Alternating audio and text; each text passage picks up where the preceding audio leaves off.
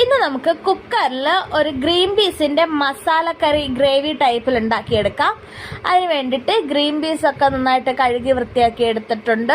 ഒരു സവോള, ഒരു 4 വെളുത്തുള്ളി, ഒരു കഷ്ണം ഇഞ്ചി, എന്നിട്ട് ഒരു തക്കാളി മിക്സിയുടെ ജാറിലിട്ട് നന്നായിട്ട് പേസ്റ്റ് ആക്കി മാറ്റി വെക്കുക. കുക്കർ അടുപ്പത്ത് വെക്കുക. കുക്കറിനകത്തേക്ക് ഒന്നെങ്കിൽ വെളിച്ചെണ്ണ, അതല്ലാന്നുണ്ടെങ്കിൽ സൺഫ്ലവർ ഓയിലോ ഏതെങ്കിലും ടൈപ്പ് അങ്ങനത്തെ റിഫൈൻഡ് ഓയിൽ ഒഴിച്ച് ഓയിൽ നന്നായി ചൂടായി കഴിയുമ്പോൾ 1/2 സ്പൂണ് കടുകിട്ട് പൊട്ടിക്കുക.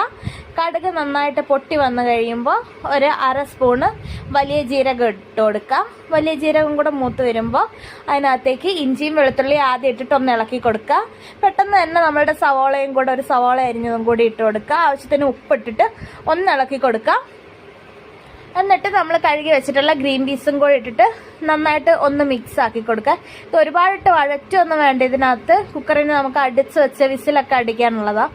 അതിൻ്റെ ശേഷം നമ്മൾ ഉണ്ടാക്കി വെച്ചിട്ടുള്ള തക്കാളിൻ്റെ ടൊമാറ്റോ പ്യൂരി അടിച്ചിട്ടുള്ള അതും കൂടി ചേർത്ത് കൊടുക്കുക. എന്നിട്ടൊന്ന് മിക്സ് ആക്കുക. എന്നിട്ട് 1 സ്പൂണ് മല്ലിപ്പൊടി, 1/2 സ്പൂണ് ക്രഷ് ചെയ്ത മുളക് പൊടി, 1/2 സ്പൂണ് ക്രഷ് ചെയ്യാത്ത ഫൈനായിട്ട് പൊടിച്ചിട്ടുള്ള മുളക് പൊടി, എന്നിട്ട് ഒരു 1/4 സ്പൂണ് മഞ്ഞൾപ്പൊടി. ഇത് ഇത്രയും കൂടി ഇട്ടിട്ട് ഇതൊന്ന് പച്ചമണം മാറുന്ന വരെ ഒന്ന് വഴറ്റി കൊടുക്കുക.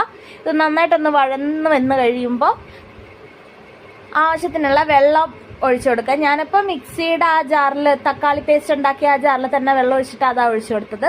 എന്നിട്ട് ഒരു 1/4 സ്പൂണ് ഗരം മസാലയും കൂടെ ആഡ് ചെയ്തിട്ട് ഒരു 5 വിസിൽ അടിച്ചു കഴിഞ്ഞാൽ നമ്മളുടെ കറി റെഡിയാവും. പെട്ടെന്ന് തന്നെ തയ്യാറാക്കാൻ പറ്റും.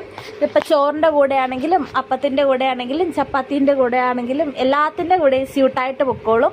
നല്ല അടിപൊളി ടേസ്റ്റുമാണ്. പെട്ടെന്ന് നമുക്ക് സിമ്പിളായിട്ട് കുക്കറിൽ തന്നെ ചെയ്തെടുക്കാനും പറ്റും.